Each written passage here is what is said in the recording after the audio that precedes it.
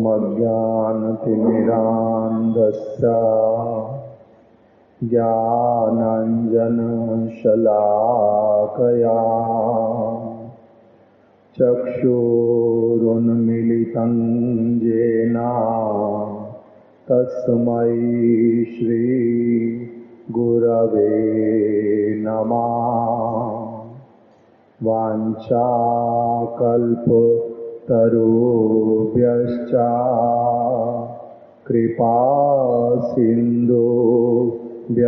एव च पतितानां पावनेभ्यो वैष्णवेभ्यो नमो नमः।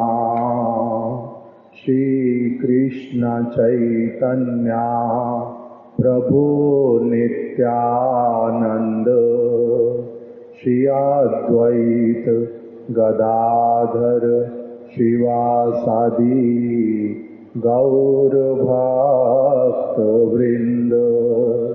हरे कृष्णा कृष्णा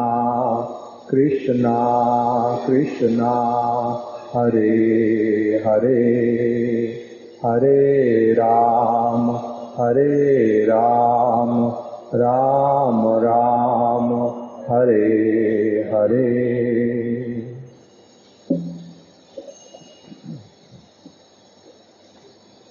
आज मैंने कथा में आने में देरी की, उसके लिए आप सभी से क्षमा प्रार्थी हूँ। हम लोग श्रवण कर रहे थे श्रीमद् भागवतम का प्रथम श्लोक। अभी आज हम लोग दूसरे श्लोक पर जो है दूसरा श्लोक श्रवण करना प्रारंभ करते हैं। श्रीमद् भागवत के प्रारंभ में जो सबसे पहले 3 श्लोक आए वो श्री वेद व्यास जी ने मंगलाचरण के रूप में उच्चारण किए और फिर उन्होंने जो भागवत है 4थे श्लोक से उसको उन्होंने प्रारंभ किया। जैसे अभी उन्हीं के ही पद चिन्हों पर चलते हुए श्री वेद व्यास जी के पद चिन्हों पर चलते हुए ही सुखदेव गोस्वामी जी, सूत गोस्वामी जी और फिर जो श्री रूप गोस्वामी, श्री सनातन गोस्वामी, जितने समस्त वैष्णव आचार्य गण, हमारे गुरुदेव, हमारे महाराज जी, गुरु महाराज जी, प्रभुपाद जी, सभी लोग ही क्या करते हैं, कथा को प्रारंभ करने से पहले मंगलाचरण करते हैं। मंगलाचरण करते हैं, मंगलमय आचरण जिसके द्वारा मंगल अवश्य होता है, मंगल आचरण करते हैं। तो उसी प्रकार से शिला वेद व्यास जी के, क्योंकि हम लोग कौन है, व्यास जी के अनुगत जन, व्यास जी को भगवान के समान पूर्ण रूप में जान करके उनके द्वारा जो आचरण किया गया, उनके द्वारा जो बतलाया गया, इसमें इको आ रहा ना ज्यादा, शायद इको है ना, ठीक है। देखो आप लोग, मेरे को ऐसा क्यों लग रहा है पता नहीं।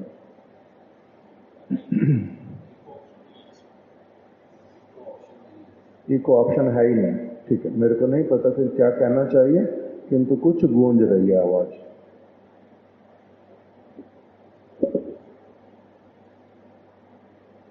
तो शिला वेद व्यास जी के हम सभी लोग कौन हैं, अनुगत जन, अर्थात तो उनको बहुत बड़ी अथॉरिटी मानते हैं। उनकी हम लोग केवल पूजा नहीं करते, जैसे बोलते हैं ना गुरु पूजा आई, व्यास पूजा आई, बोलते हैं ना व्यास पूजा।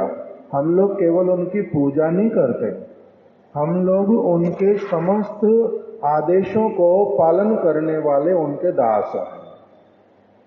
केवल पूजा नहीं करते, पूजा तो बहुत सारे लोग करते हैं, किंतु उनके आदेशों को पालन नहीं करते, उनके मन के अनुसार नहीं चलते। वो प्रसन्न हो जाएं ऐसी वाली कामना नहीं आती सबके हृदय में।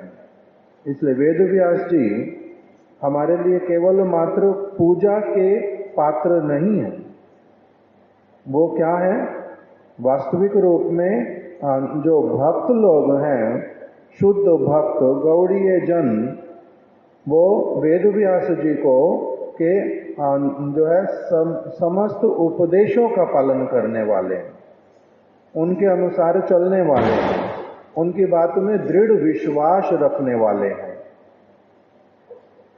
इस प्रकार से वेद व्यास जी का जो आचरण, मंगलाचरण जो वो कर रहे हैं 3 श्लोकों में, उसी जो है उसी परंपरा का ही हमारे सारे गुरु वर्ग पालन करते हैं। कथा से पहले क्या करेंगे, किसी भी शुभ कार्य से पहले क्या करेंगे, मंगलाचरण। इसलिए पहले श्लोक में उन्होंने मंगलाचरण क्या किया, हम लोगों ने पहले वचन 2 प्रकार के अर्थ सुने। उन्होंने वंदना की कि मैं उन श्री परमेश्वर, मैं परमेश्वर का जो है क्या करता हूँ, जो परम सत्य हैं, उन परमेश्वर के श्री चरण कमलों का मैं ध्यान करता हूँ ना। इसमें ये हो गया नमस्कार आत्मक, इसमें नमस्कार किया है, किसको कर रहे हैं, भगवान को, परमेश्वर को। इस प्रकार का जो मंगलाचरण, उसको क्या कहते हैं, नमस्कारात्मक मंगलाचरण।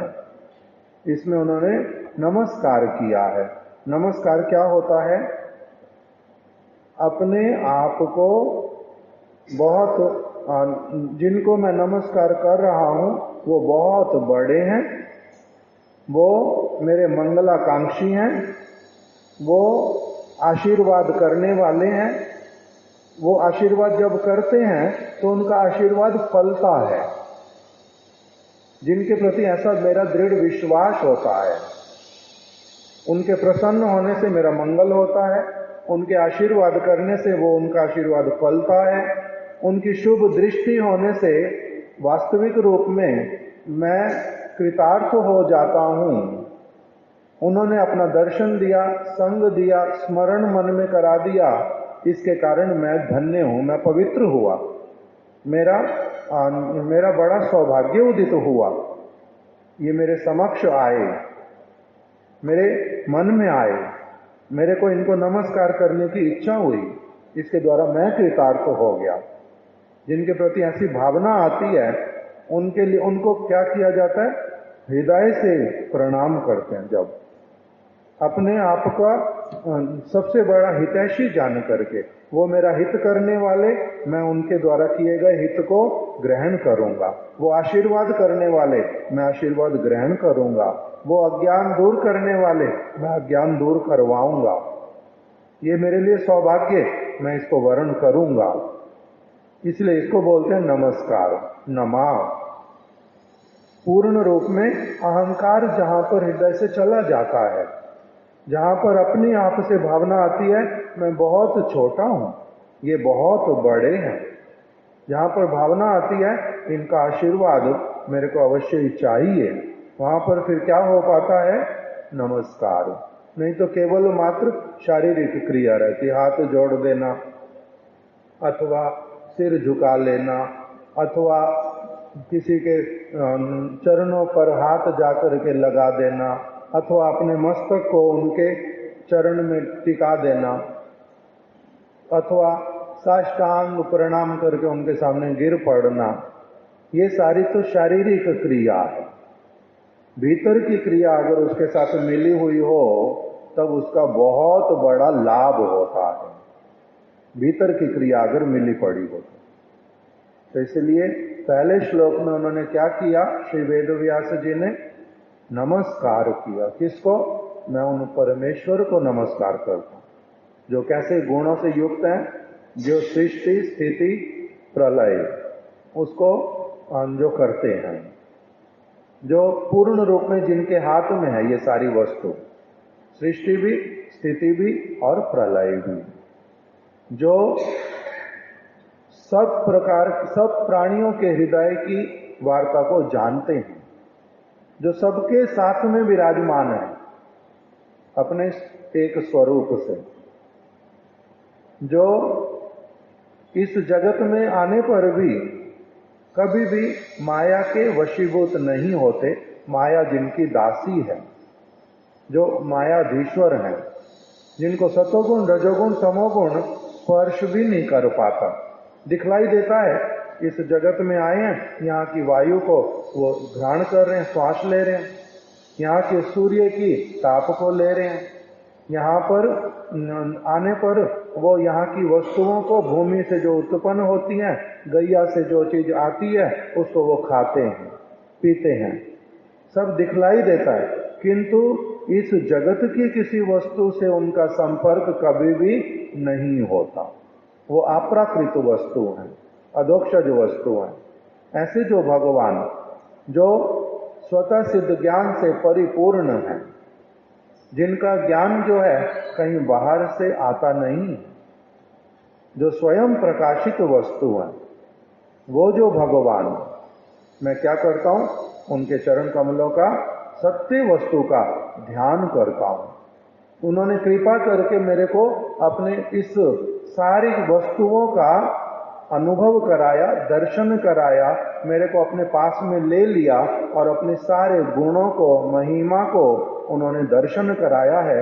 ऐसे जिनका मैं व्यक्तित्व देख रहा हूं, ऐसे जिनकी गुणावली मैं दर्शन कर रहा हूं, ऐसे जिनके कार्यों को मैंने अच्छी तरह से देखा, जो सब कुछ करने में समर्थ सर्वशक्तिमान परमेश्वर अत्यंत प्रेममय हैं, जो गुणशाली हैं, भक्तों के प्रेम के वशीभूत हो जाते हैं, ऐसे वाले जो भगवान, उनका मैं क्या करता हूं, उन परमेश्वर का मैं ध्यान करता हूं, सत्य वस्तु का मैं ध्यान करता हूं। ये उन्होंने प्रथम श्लोक में मंगलाचरण किया, नमस्कार आत्मा को। उसके बाद में अब दूसरा श्लोक जो है वो हम श्रवण करते हैं।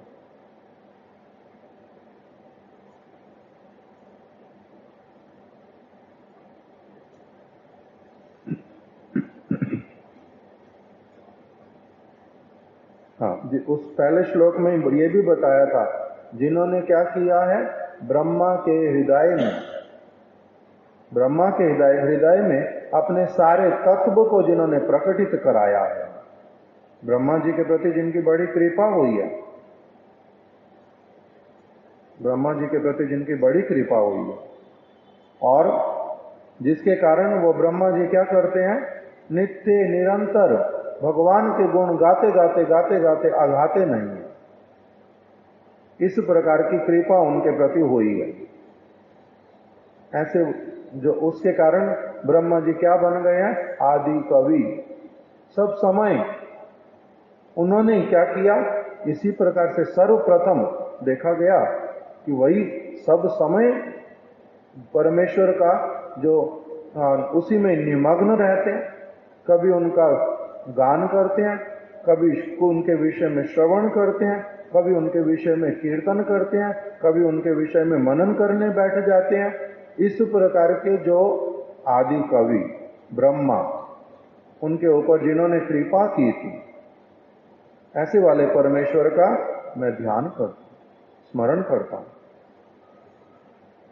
और उनकी इस प्रकार की स्थिति कि उनकी कृपा जब तक किसी के प्रति सुष्ठु रूप में ना हो, तब तक कोई भी व्यक्ति मोहित हो जाता, उनको देखने पर भी देख नहीं पाएगा, उनको समझने पर भी समझ नहीं पाएगा, उनके बोलने पर भी सुन नहीं पाएगा। इस प्रकार की जिनकी स्थिति है, जिनका इतना ऊंचा पद है, ऐसे वाले जो परमेश्वर उनकी सारी वस्तुओं को अनुभव करके, उनका दर्शन करके, उनकी कृपा का अभिलाषी बन के, उनका स्मरण करने में मेरा परम मंगल है, इस भावना के साथ में मैं क्या करता हूं, सत्यम परम धीमहि, इस प्रकार से उन्होंने वर्णन किया। दूसरे श्लोक में अब कह रहे हैं धर्मा प्रोजित कैतवो अत्र परमो निर्मत्सराणां सतां वेद्यं वास्तवमत्र वस्तु शिवदं तापत्रयोन्मूलनम्। श्रीमद्भागवते महामुनि कृते किं वा परैरीश्वरे सद्यो हृदयावरुध्यते अत्र कृतिभिः शुश्रूषुभिः तत्क्षणात्। अब उन्होंने ये दूसरा जो मंगलाचरण श्लोक है उसको बोलना प्रारंभ किया। इसमें क्या कह रहे हैं कि महामुनि श्री नारायण के द्वारा सर्वप्रथम और संक्षेप में चतुश्लोकी भागवत प्रकाशित हुई थी। जिस भागवत के प्रसंग को मैं लिखने जा रहा हूं, क्योंकि उनका प्रारंभ में मन में उद्देश्य लिया कि मैं श्रीमद् भागवत की रचना करूंगा, उससे पहले ये मंगलाचरण कर रहे हैं। इसलिए अभी उसका परिचय दे रहे हैं थोड़ा सा कि मैं क्या करने जा रहा हूं। महामुनि श्री नारायण के द्वारा सर्वप्रथम और संक्षेप में चतुश्लोकी भागवत प्रकाशित हुई थी। महामुनि श्री नारायण कौन है? महामुनि श्री नारायण कौन है? ब्रज प्रभु को पता है? महामुनि श्री नारायण, नर नारायण, नर नारायण। बद्रिकाश्रम में भगवान ने अपने आप को नारायण के रूप में प्रकटित किया था। उनके साथ में नर भी प्रकटित हुए थे। नर का मतलब अभी इसमें तो नहीं लिखा हुआ आ रहा, किंतु स्पष्ट रूप में जहां वर्णन आता है वो है अर्जुन, और नारायण जो है वो है कृष्ण। कृष्ण और अर्जुन नर और नारायण के रूप में, उसका वर्णन आएगा आगे, इनकी माता का नाम, पिता का नाम, कि कैसे इन्होंने जन्म ग्रहण किया और फिर कैसे बद्रिकाश्रम में बैठ करके इन्होंने तपस्या की, वो सारी वस्तु वर्णन आएगी। तो अभी सर्वप्रथम कह रहे हैं जो श्री नारायण मुनि, उन्होंने क्या किया था? महामुनि श्री नारायण, अर्थात तो भगवान ही नारायण के रूप में वहां पर आकर के, नारायण नाम ग्रहण करके वहां पर विराजित हुए थे बद्रिकाश्रम में। बद्रीनाथ जहां पर है वहां पर आकर के विराजित हुए और उन्होंने वहां पर क्या किया था? तपस्या की थी। तपस्या की थी। ये किसी सत्य युग की बात है। कौन से सत्य युग की ये भी नहीं पता ठीक से, किसी सत्य युग की बात है। भगवान ने आकर के वहां पर नाम ग्रहण किया नारायण, और तपस्या करने के लिए विराजित हुए। लक्ष्मी जी ने आकर के उनके ऊपर छाया करने की इच्छा की, तो इसीलिए लक्ष्मी जी ही बेर का वृक्ष बन गई। बद्री, बद्री का मतलब बेर का पेड़, बद्री फल मतलब बेर, तो इसीलिए वो बद्री का पेड़ बन गई लक्ष्मी जी। और उन्होंने नारायण जो तपस्या करने के लिए बैठे उनके ऊपर क्या कर दिया? छाया कर दी। तो इसलिए नाम क्या हो गया? बद्री नारायण, मतलब लक्ष्मी नारायण। तो उस तरह से उन्हीं का यहाँ पर वर्णन कर रहे हैं। श्रीमद् भागवत महामुनि श्री नारायण के द्वारा सर्वप्रथम और संक्षेप में चतुश्लोकी भागवत प्रकाशित हुई थी। 4 श्लोकों में उन्होंने अपने मुख से जो उपदेश किया था उसी का नाम क्या है? चतुश्लोकी भागवत, महामुनि श्री नारायण के द्वारा। अभी इसका और कुछ विशेष अगर अर्थ होगा धीरे धीरे आगे आएगा, नहीं तो टीका में भी अगर लिखा हुआ तो वो भी देखा जा सकता है। महामुनि श्री नारायण के द्वारा सर्वप्रथम और संक्षेप में चतुश्लोकी भागवत प्रकाशित हुई थी। इस श्रीमद् भागवत ग्रंथ में दूसरों का उत्कर्ष सहन कर सकने में समर्थ, अर्थात मात्सर्य भाव से रहित, समस्त प्राणियों के प्रति दयालु, साधुओं का परम धर्म अर्थात कर्म ज्ञान कांड के शास्त्रों में वर्णित विषयों से भी श्रेष्ठ धर्म शुद्ध भक्ति योग निरूपित हुआ है। अब इस प्रकार के मंगलाचरण का जो नाम है वो क्या होता है? इसका नाम होता है वस्तु निर्देशात्मक, और तीसरा कौन सा है? आशीर्वादात्मक। ये वाला आ रहा है वस्तु निर्देशात्मक, अर्थात इसमें वो विषय वस्तु बतला रहे हैं। क्या मैं बोल रहा हूं, मैं लिखने जा रहा हूं, विषय वस्तु क्या है, कहां से प्रकटित हुई, विषय वस्तु क्या है, कहां से प्रकटित हुई है, सबसे पहले किसने इसका गान किया, और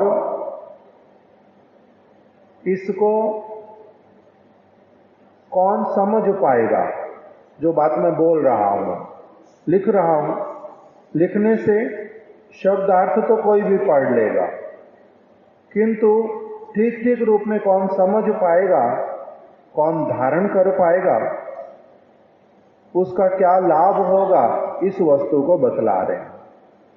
और क्या बतला रहे हैं साथ ही साथ में कि योग्यता, इसको अगर भागवत को सचमुच में धारण करने की कामना, तो उसके लिए जो योग्यता है वो क्या होनी चाहिए,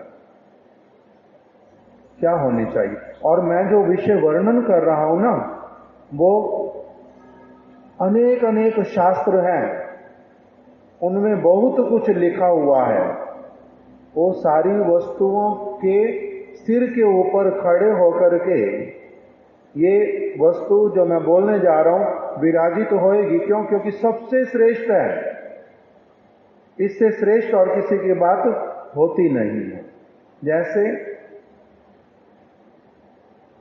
lower court, higher court, supreme court, फिर प्रेसिडेंट। लोअर कोर्ट ने कुछ बोला है, फिर हायर कोर्ट ने कुछ बोला है। लोअर कोर्ट ने जो बोला, हायर कोर्ट ने जो बोला, अगर हायर कोर्ट कुछ अलग बोल दे तो क्या हो जाता? लोअर कोर्ट ने जो बोला था वो यूजलेस, उस बात को फेंक दो, यूजलेस हो गई वो बात। क्यों? क्योंकि हायर कोर्ट ने और कुछ बोला है। जो बात हायर कोर्ट बोल देगी, लोअर कोर्ट उसके, क्योंकि लोअर मतलब नीचे, तो वो सारी नीचे रह गई कोर्ट, उसकी और आवश्यकता नहीं उसकी बात सुनने की भी, हायर कोर्ट ने बोला है। फिर हायर कोर्ट से भी ऊपर कौन है? Supreme court. सुप्रीम कोर्ट ने अगर कोई ऐसी बात बोली जो हायर कोर्ट की बात जैसी नहीं है, तो हायर कोर्ट वाली बात क्या हो जाएगी? यूजलेस। किसकी बात चलेगी? सुप्रीम कोर्ट की। फिर सुप्रीम कोर्ट ने कुछ बोला है, वो बात भी यूजलेस हो सकती है अगर उसकी बात से अलग बात कौन बोल दे? प्रेसिडेंट। अगर प्रेसिडेंट कुछ बोलेंगे तो उससे क्या हो जाएगा? सुप्रीम कोर्ट की बात भी यूजलेस। उसके बारे में कोई बात मत करो, उन्होंने जो भी लिख करके रखा सुप्रीम कोर्ट ने जो लिखा, हायर कोर्ट ने लिखा, लोअर कोर्ट ने लिखा, जो उनके पेपर हैं, जिसने उसको पढ़ा, सारी चीजों को फाड़ करके फेंक दो, किसी चीज का वैल्यू नहीं। जितने पेपर लिखे हाई कोर्ट ने, पेपर कम नहीं होते उनके, जो कुछ बोलते हैं, जो कुछ लिखते हैं, एक के बाद एक लिखते जाते लिखते जाते लिखते जाते। ये पॉलिसी बनाई, ये नियम दिया, ये उन्होंने निर्णय दिया, ये बात बोल दी, जो कुछ लिख के रखा, जितने लोग इन्वॉल्व हैं, जितने लोगों ने उसको पढ़ा, जो समय लगाया, सारा कुछ क्या कर दो, रद्दी में फेंक दो और उनको को भूल जाए ये वाली बात। इस बारे में और चर्चा भी ना करें, हो जाता पैसे वाला। तो उसी प्रकार से यहाँ पर श्री वेद व्यास जी बोल रहे हैं, मैं जिस वस्तु की बात कर रहा हूं वो कौन सी वाली है? सुप्रीम नहीं, टॉप मोस्ट सुप्रीम, उसकी बात कर रहा हूं। इसीलिए इसके सामने क्या कर दो, जो सारी बातें कर्म कांड वाली, ज्ञान कांड वाली और चीजें जो सारी लिखी हुई हैं, वो सारी को क्या कर दो, रिजेक्ट। ये जब सामने आएगा तब बाकी सारी चीजें कैसी हो गई, ऑलमोस्ट यूजलेस, मीनिंगलेस, उस प्रकार का बोल दिया। तो इसलिए कह रहे हैं कि इसमें मैं क्या बता रहा हूं, परम धर्म अर्थात कर्म ज्ञान कांड के शास्त्रों में वर्णित विषयों से भी श्रेष्ठ धर्म जो है शुद्ध भक्ति योग, उसके विषय में मैं बात करने जा रहा हूं। भगवान की शुद्ध भक्ति की, शुद्ध सेवा की जो बात है उसको मैं बताने जा रहा हूं और बड़े ही स्पष्ट रूप में बताने जा रहा हूं। इसलिए और जो बातें घुमा फिरा करके बोली गई हैं किसी शास्त्र में, किसी में कुछ, किसी में कुछ, किसी में कुछ, वो सारी चीजों को क्या कर दो, हटा दो। ये सबसे श्रेष्ठ ये वस्तु बता रहे हैं। मैं वस्तु निर्देशात्मक, वस्तु का निर्देश दे रहे हैं पहले से ही, उस वस्तु की कितनी अधिक महत्ता है, कैसी श्रेष्ठ वस्तु मैं अभी लिखने जा रहा हूं, उसके लिए मैं स्वयं कितना अधिक सतर्क हूं और किस प्रकार से उस वस्तु को देने के समय में, बतलाने के समय में मैं कैसा प्रसन्न हूं, इस सारी बात को उनके इन वचनों में वो उल्लेख कर रहे हैं कि मैं कितना प्रसन्न हूं। सर्वश्रेष्ठ वस्तु का मैं निरूपण करने जा रहा हूं, मेरे को ऐसा सौभाग्य प्राप्त हुआ। तो इसलिए इसी कह रहे ऐसे वाला बात मैं बोलने जा रहा हूं कि ऐसे वाला परम धर्म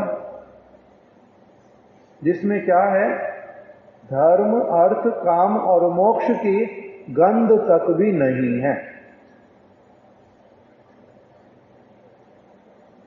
कौन सा धर्म? धर्म अर्थ काम और मोक्ष। जो सारे धर्म केवल मात्र लोगों को शरीर से संबंधित, सूक्ष्म शरीर से, मन से संबंधित अथवा इस जगत की वस्तुओं से संबंधित जो सारी बातें बतलाते रहते हैं, यहां पर अब उसकी कोई भी बात नहीं करेंगे। क्यों? क्योंकि मैं बात ही करने जा रहा हूं ऐसे व्यक्ति की जो आत्म तत्व को भली प्रकार से जान करके परम तत्व को जो जानना चाहता है। इसलिए इसमें साधारण जो बातें हैं वो वाली कुछ भी नहीं आएंगी। जैसे जब मेडिकल कॉलेज में कोई एडमिशन लेगा तो उसके साथ में फिर बात करनी प्रारंभ करेंगे कि देखो 4 गुना 4 16 होता है, बात करेंगे? ये वाली बात नहीं करेंगे। फिर ये वाली बात करेंगे, झूठ बोलना पाप है, घर के नीचे सांप है, ये वाली बात करेंगे। अब ये बच्चा जो है बहुत बड़ा हो गया है, सीख आया है बहुत कुछ, वहां पर ये बात बोलेंगे, जहां चाहा वहां रहा, बोलेंगे ये वाली बात? नहीं। उसको ये बात सिखाएंगे कि अगर तुम अभी ठीक से नहीं पढ़ोगे तो तुम्हारी अपनी हानि होएगी, बोलेंगे उसको? नहीं। क्यों? क्योंकि ये सारा कुछ वो करते करते 15 साल हो आया है आगे, 15 साल पढ़ आया है वो सारा कुछ। अगर अभी भी वही वाली बात उसके साथ में करनी पड़े तो कह रहे पागल है कोई, अध्यापक पागल होगा, बालक भी पागल होगा। कौन करेगा ऐसी वाली बात मेडिकल कॉलेज में बैठ करके? तुम्हें कहा था ना टाइम पे आना, टाइम पे क्यों नहीं आए हो, ये बोलना पड़ेगा। टाइम पे आया बहुत अच्छा, टाइम पे नहीं आया कोई चिंता नहीं। क्यों? अगर नहीं आया टाइम पे, इसका मतलब इस विषय को अच्छी तरह से अपने आप जानता है, हैंडल कर सकता है, अपने आप पढ़ सकता है, पास हो जाएगा। ये अध्यापक अपने आप सोच लेगा, उसके लिए दिमाग नहीं खराब करेगा, उसको डांटने जाएगा, पकड़ने जाएगा, बिठाने जाएगा, कुछ करने जाएगा, नहीं, कुछ भी नहीं, अपने आप समझ लेगा, उसको आता है ये विषय, इसलिए वो अभी बैठेगा नहीं, आएगा नहीं और इम्पोर्टेंट काम को कर रहा है, इसलिए कोई चिंता नहीं। उसके साथ क्या विषय इस बात को करना कि तुमने अटेंड नहीं किया पीरियड आज, मत करो अटेंड, उसको उसने अपना ऐसा सोच लिया। और अगर ये बच्चा जो है वो उस चीज को नहीं समझता तो उसका अपना स्तर अलग है, इनका अध्यापक का स्तर अलग है। तो इसलिए कह रहे हैं इस ग्रंथ में अब मैं कोई भी शरीर से संबंधित बात नहीं करूंगा। आंख कैसे ठीक होएगी आयुर्वेद का, तुम्हारे को ये वाला रोग हो गया तो वो कैसे ठीक होएगा, तुम्हारा भक्ति करने का इच्छा नहीं कर रहा, अच्छा कम से कम तुम ये वाला कर लो, ऐसी वाली अब कोई भी बात कह रहे मैं करने नहीं जा रहा हूं। क्यों? क्योंकि जो यहां जो बात कर रहा हूं, जो धर्म कर्तव्य, वो सब प्रकार के कर्तव्यों से सबसे ऊंचा है। इस कक्षा में जो आएंगे उनका विषय जो है धर्म भी नहीं होगा, अर्थ भी नहीं होगा, काम भी नहीं होगा, मोक्ष भी नहीं होगा। उनके ये विषय नहीं रह गए, वो कहते हैं मेरे को मोक्ष चाहिए नहीं। जैसे मेडिकल कॉलेज में एडमिशन लिया तो वो कह रहा है मेरे को हिस्ट्री जाननी है, अब मेरे को हिस्ट्री और जाननी नहीं, मेरा विषय मैंने अलग चूज कर लिया, हिस्ट्री अलग से मेरे को जानने की आवश्यकता नहीं है, मेरे को कॉमर्स,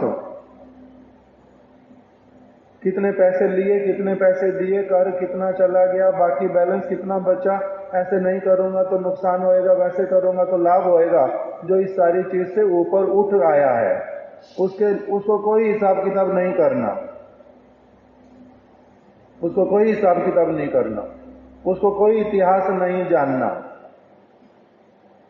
जो इसे ऊपर उठाया है, जिसको अब ये भी लेना देना नहीं है कि मैं संसार में क्यों फंस गया, मेरे को भगवान इतना कष्ट क्यों देते हैं, मैंने तो गलत नहीं किया था, ऐसे कैसे हो गया। जिनका इस प्रकार का सारा स्थितियां पार हो गया है, जो अब ये भी नहीं कहते भगवान को कि भगवान मेरे को मुक्त कर दो, ये भी कोई कहने की बात है। मैं काम जितना करूंगा उतना पैसा मेरे को अपने आप मिलेगा, मेरा मालिक बहुत अच्छा है, मेरे को क्या कहना उनको, मेरे को जितना करता हूं उससे बहुत अधिक अपने आप देते हैं, जो इस प्रकार की सारे स्तरों से ऊपर उठ करके पहुंच गया है। इसलिए कह रहे हैं यहां पर मैं अब ऐसी वाली कोई भी बात, जिसको कोई धर्म की बात सीखनी हो, संसार का धर्म क्या है, माता पिता का धर्म क्या है, देश का धर्म क्या है, शरीर का धर्म क्या है, मन का धर्म, जिसको ये सारा कुछ सीखना हो वो मेरे इस ग्रंथ को हाथ नहीं लगाना, कुछ और पढ़ो, सुनो, किसी और कक्षा में रहो। मैं यहां पर धर्म की वो वाले धर्मों की बात नहीं करूंगा, मैं यहां पर अर्थ की बात नहीं करूंगा कि मेरे पास पैसा होएगा तभी तो भगवान की सेवा कर सकता हूं, पैसा नहीं होएगा तो भगवान की सेवा कैसे करूंगा। जहां पर ये वाली बात भी कहां चली गई, पूरी तरह से पानी में बहा दी या फिर मिट्टी में जिसको दबा करके छोड़ दिया। श्रील स्वामी महाराज जी अपनी एक अनुभूति बताते थे, वो कहते थे मेरे गुरु महाराज जी ने मुझे कहा था कि आप क्या करो, अंग्रेजी भाषा में प्रचार करो, विदेशों में प्रचार करो। उन्होंने मुझे कहा था, मैंने सुना भी था, समझा भी था। मैं गृहस्थ था उस समय, उसके ऊपर अधिक विचार भी किया नहीं। वो फिर अप्रकट भी हो गए, जगत से चले गए। प्रभुपाद जी, मेरे गुरु जी चले गए। बाद में फिर धीरे धीरे मैंने जब इस बात पे विचार करना प्रारंभ किया, तो पहले मेरे मन में विचार था कि मैं अच्छे से, बहुत अच्छे से पैसा कमा लूं। मैं इंटेलिजेंट भी बहुत था और ट्रिक्स भी जानता था कि कैसे पैसा अधिक से अधिक कमा सकते हैं।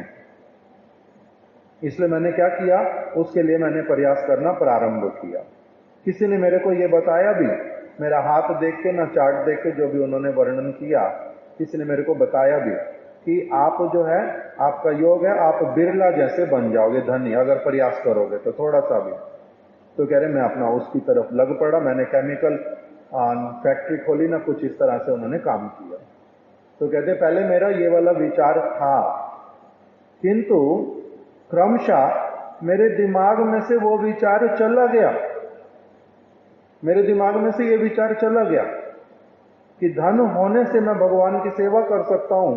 पहले बहुत धन एकत्रित कर लूं, तब मैं जाऊंगा, प्रचार करूंगा।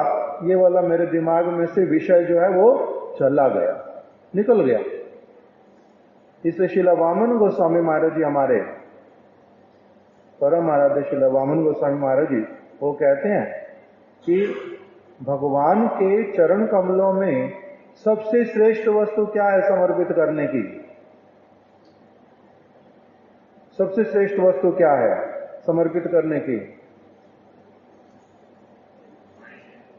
स्वयं को पूर्ण रूप में समर्पित कर देना, अपने प्राणों के साथ में, अपने मन के साथ में, अपनी एनर्जी के साथ में, अपनी समस्त वस्तुओं के साथ में। जब मैंने ही अपने आप को समर्पित कर दिया, तब मेरा अपना क्या रह गया? कुछ भी नहीं। तो कहते हैं ये कौन कर पाता है? किंतु कौन कर पाता है? सब लोग कर नहीं पाते। बहुत बड़ा काम है ये वाला। कह दूंगा मैंने समर्पित कर दिया, किंतु कुछ समर्पित किया ही नहीं। और मैं तो ब्रह्मचारी बन गया, मैंने अपना शरीर, अपना मन, अपने प्राण सब दे दिए। नहीं देता कोई व्यक्ति, इतना सहज नहीं है, नहीं दे पाते, नहीं दे पाते। फोन किसके पास है आज? देखो हमारे जो पत्रिका से उनका वो आया मैसेज, आ जाए ना, कल आए ये वाला, दिखाओ। और केशव प्रभु किसके पास फोन? धीरू भाई के पास है। इनके फोन में देखो, नहीं तो आ गया।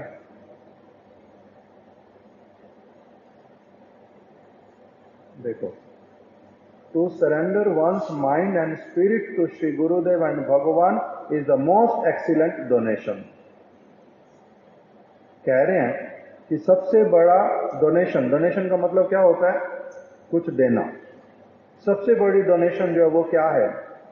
टू सरेंडर वंस माइंड, अपने आप को शरणागत कर देना, शरण ग्रहण करना। कल हमने सुना था ना, शरणागत किसको कहते हैं? कल सुना था, स्मरण है? बताओ तो। उनके अनुसार चलना, विकृत पशु की भांति चलना, अपनी कोई स्वेच्छा नहीं रखना। वो मेरे पालक हैं, वो मेरे रक्षक हैं।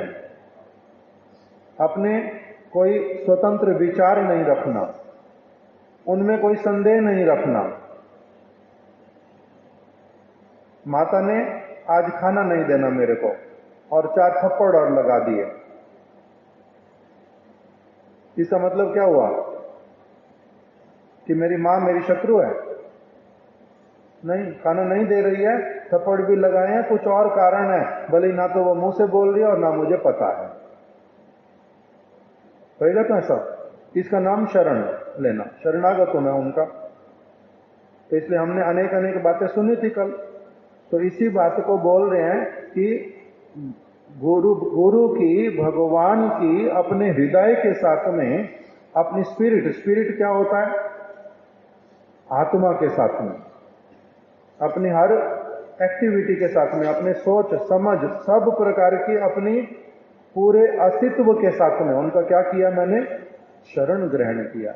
अगर ये चीज मैंने की है, अपने बुद्धि को समर्पित किया, अपने मन को समर्पित किया, अपनी भावनाओं को समर्पित किया, अपने जितनी समस्त वस्तु है मेरी मैंने समर्पित किया, यही तो डोनेशन है।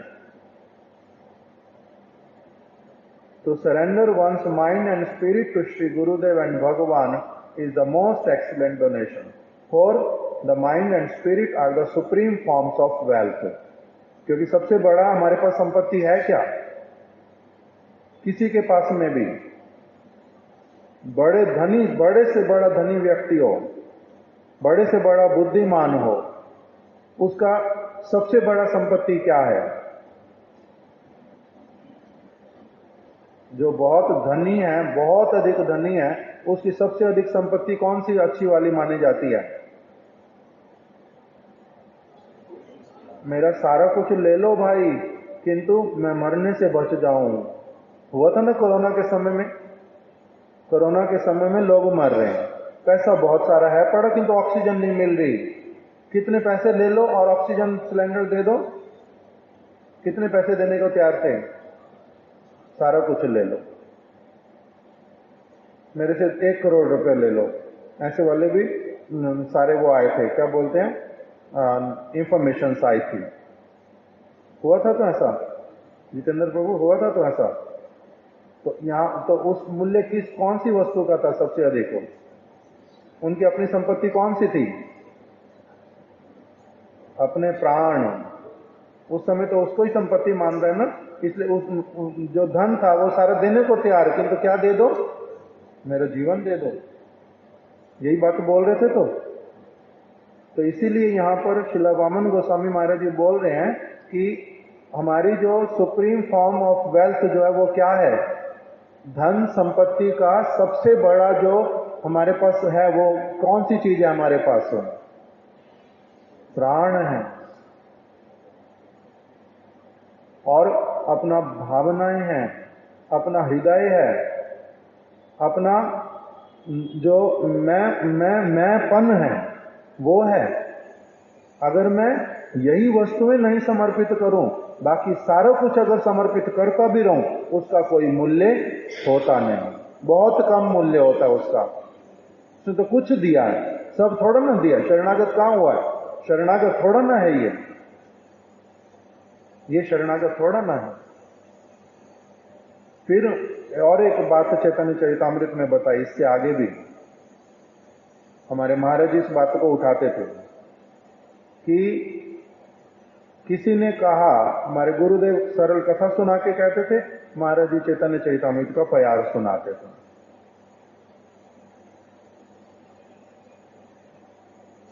चैतन्य चरितामृत का प्यार है, सही से विद्यार फल जानियो निश्चय, कृष्ण पाद पद में यदि चित्त वित्त रहे। कह रहे हैं सबसे अधिक विद्या किसने प्राप्त की है? सही से विद्यार फल, विद्या का फल क्या है सबसे श्रेष्ठ? सही से विद्यार फल जानियो निश्चय, निश्चित रूप में इस बात को समझ करके गांठ बांध करके रख लेना, गारंटीड। ये बात कभी बदलेगी नहीं। सही से विद्यार फल जानियो निश्चय, क्या है आगे? कृष्ण पाद पद में, कृष्ण के चरण कमलों में चित्त, मेरा जो चित्त है, मेरा मन, वो मेरा मन पूर्ण रूप में उनके चरणों में लग जाए। और फिर ये नहीं कहे कोई कि मेरा चित्त पूरी तरह से मैंने वहां लगा करके रखा है, किंतु मेरी एक चीज अलग है, मेरी वित्त, मेरी संपत्ति जो है वो अलग है, वो मेरे लिए है और मैं भगवान के लिए हूं। चैतन्य चरितामृत में कह रहे हैं ऐसा कोई नहीं कहना। वो बात कैसी वाली होती है? मिथ्या। जहां चित्त है वहां वित्त अपने आप से रहेगा। मेरा चित्त मेरे पिताजी के प्रति है, मेरा चित्त मेरे बालक के प्रति है, मेरा चित्त मेरे मित्र के प्रति है। तो अपनी आप से मेरी बाकी सारी चीजें किसके लिए है? किसके लिए है? हमारे सिद्धांति महाराज जी है, मान लो मेरे साथ में मित्रता है, मेरा गुरु भाई है, मेरी मित्रता भी है बहुत अच्छी। अगर अभी मैं मर रहा हूं और नहीं भी मर रहा, मैं जैसी भी अवस्था में हूं, उसका सारा कुछ और मेरा सारा कुछ अलग है या नहीं है? अलग है या नहीं है? बताओ। अलग अगर होगा तब क्या है मेरा? उनके साथ मित्रता नहीं है। अगर है अलग, जितना अलग है उतनी मात्रा में मेरी उनके साथ में मित्रता में कमी है।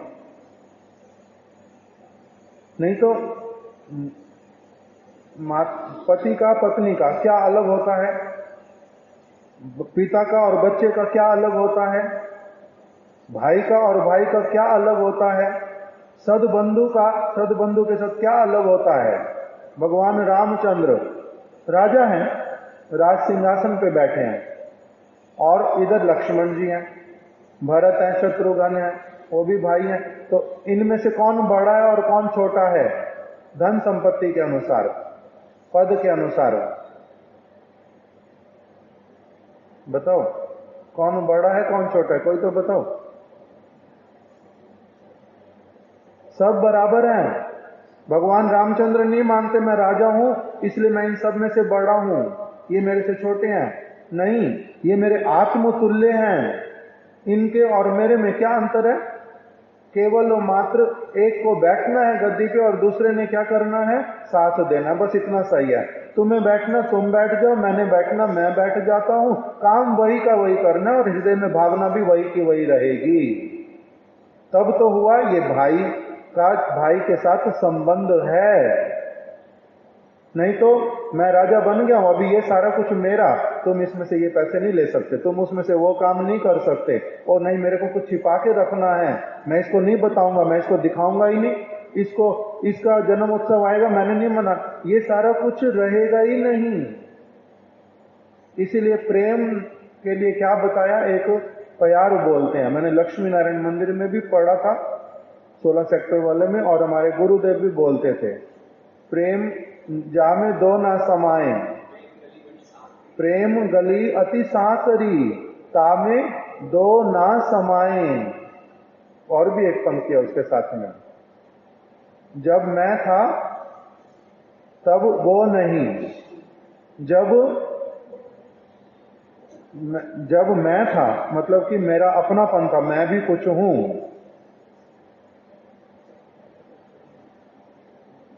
कहां चला गया? हाँ, प्रेम गली अति साकरी, तामे दो ना समाई, जब मैं था तब हरि नहीं, अब हरि है मैं नहीं। समझ आया? जब मैं था, मेरे में पहले क्या था कि मैं अलग वस्तु हूं, भगवान अलग वस्तु हैं, हम दो अलग अलग चीजें हैं। तो जब मैं था तब हरि नहीं, तब हरि ने मेरे को स्वीकार नहीं किया, तब हरि स्वीकार नहीं करते कि अगर तुम अलग और मैं अलग, तब तो फिर दोनों अलग अलग ही रहते हैं, तुम मेरे थोड़ा ना हो, तुम मेरे शरणागत थोड़ा ना हो। और फिर क्या हुआ? जब अब हरि हैं मैं नहीं, अब हरि हैं मतलब कि मैंने जीवन में हरि को पूर्ण रूप में अपना लिया। अब क्या हो गया? मेरा वो जो मैंपन था कि मैं अलग और वो अलग मैं समाप्त हो गया। अब वो और मैं, मेरा और उनका, इनका और मेरा अलग क्या होता है? कुछ होता ही नहीं है, कुछ अलग नहीं होता। जब हम लोग महाराज जी के साथ रहते थे, एक दिन जालंधर में ऐसी कोई बात हुई, मेरे पास में पैसे रहते हैं सिद्धांति महाराज जी के, मेरे पास पैसे रहते हैं पब्लिकेशन के, और मेरे पास पैसे रहते हैं महाराज जी के। 3 जगह के पैसे हैं। पब्लिकेशन डिपार्टमेंट के भी पैसे रहते हैं, सिद्धांति महाराज जी के भी पैसे रहते हैं, महाराज जी के भी पैसे रहते हैं।